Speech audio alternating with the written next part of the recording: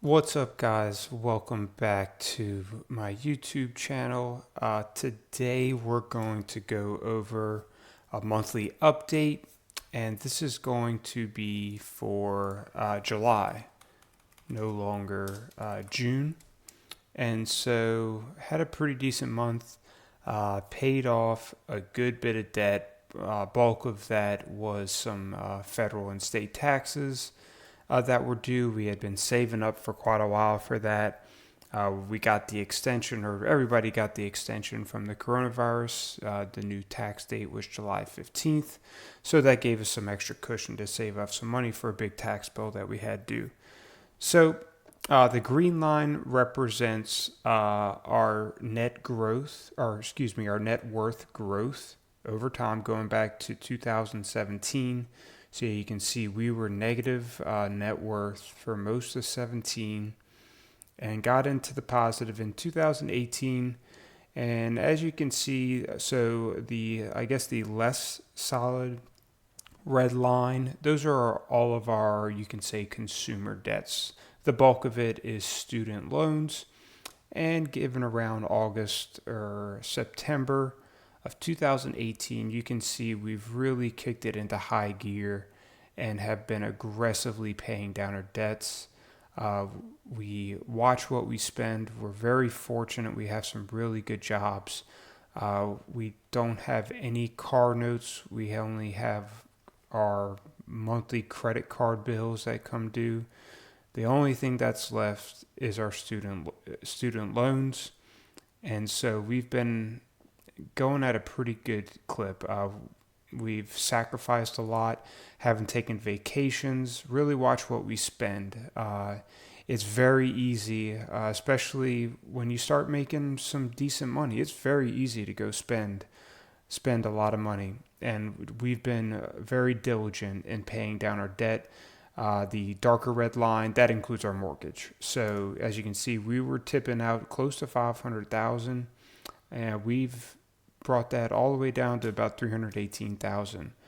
We got about $95,000 left on our consumer debt, and so in one of my other videos, went over the net worth formula. So your assets minus your liabilities gives you your net worth or your total equity, and that comes in at right under 200,000. So we're probably going to cross that $200,000 threshold for net worth in August, which is a nice goal to hit. The first goal is going to be that $250,000, and who knows, we may hit it at the end of the year. It all depends on how the stock market goes too. We got a good bit of investments in the stock market right now.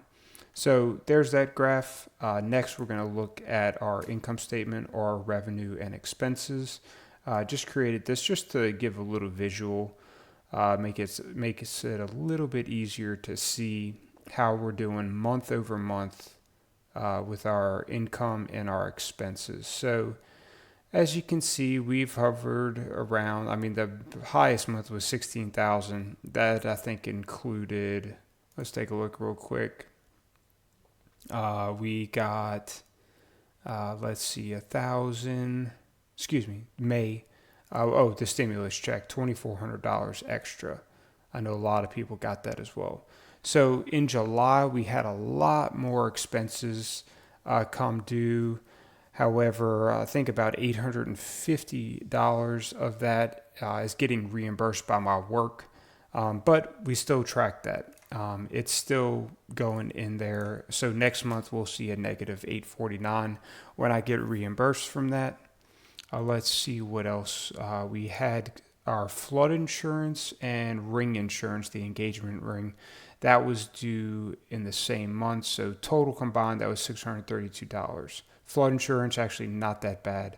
About $516 for the entire year. We're lucky or fortunate enough to be in a flood X zone, but you never know what happens. For $516 a year, it's tough to beat that for that peace of mind throughout the year. So let's take a look top down at our expenses. Obviously, the big one, student loans. We actually, through a lot of it, And I actually made a mistake. I overcalculated how much we actually had compared to what was actually in our checking account. Luckily enough, we had some cash in our brokerage account that offset that. But you know what? At the end of the day, we just happened to pay down more of the student loans this month, which will get us done even quicker. Some health and medical. We've had a few health and medical issues pop up. Won't really dig into the details of that. We'll keep that private. The mortgage, $1,500, obviously every single month, and then you can see how much we spent home and food. That's really our Costco, Walmart, Target type expenses. Not necessarily going to buy all food stuff or all home stuff from there. So we just split it up, make it easy. Dues and subscriptions. This was for my CPA. Luckily, work pays for this and some of my CPE. Some more home equipment and supplies. So really, if we add up all of our home equipment, supplies, home food, and let's see here, where is bars and restaurants? And we need food, grocery stores. So about $1,600. So not terrible. That's a little on the high end. We'd like to get that down around $1,000 or $1,100 a month. August, I think we're going to have a really low month, which is going to help us put even more to the student loans. Not as much as $8,200, but hopefully upwards of $6,000 or so. And so we'll see what that comes out to. Cell phones about $120 for the month. Auto insurance down a little bit, $186. I think we got a discount in that because of the coronavirus. Clothes, makeup, shopping, going to try and knock that down as well. Try and get that down to $100, maybe a little bit less. Really trying to keep that as low as possible. Got a little side business as well, $299. I believe that was for the registered agent. And so that was paid, and I actually took some funds from another account. So that's actually going to net out from our personal expenses. And so then some just miscellaneous stuff at the bottom. Not spending much on gas right now, which is a good thing. So overall, not a bad month. When you look at the graph, it looks pretty overwhelming from the expense side, but when you dig into the details of it, it really didn't end up being that bad of a month. And like I said, we're very fortunate to have some well-paying jobs, and we're taking full advantage of that. We're still putting into our 401ks a little bit. We're getting some dividends from our investments reinvested back into those stocks. And so we're on a really good path. We hope to be done the student loans September or October of next year. And then we're just going to aggressively go on towards paying the house. We're going to invest a little bit more, get our emergency fund in place, and we'll be well on our way. I hope we're encouraging others by showing you our actual breakdown of income and expenses. If you happen to make less than us, don't get discouraged. You gotta adjust your budget to how much you make, and there's always room to make more. There's so much opportunity to learn stuff on the internet these days, and to honestly just find jobs these days, extra side hustles to build up that income. And if you're in debt, get rid of that debt so that you can keep your income. I follow Dave Ramsey a lot, and he always says your biggest wealth building tool is your income. And if you have payments and you're owing it to lenders, you can't keep your money. So you can't save your money and you can't invest your money. So quick breakdown of our balance sheet. Got about $12,000 in cash at the end of the month. About $50,000 in our brokerage account. All of our retirement long-term with a little bit of HSA in there, about $130,000. And then the big one is the house. That's our biggest asset. So total assets for the month that ended at about 515,000. And like I said in a previous video, I hope y'all check that out. It's the basic accounting equation.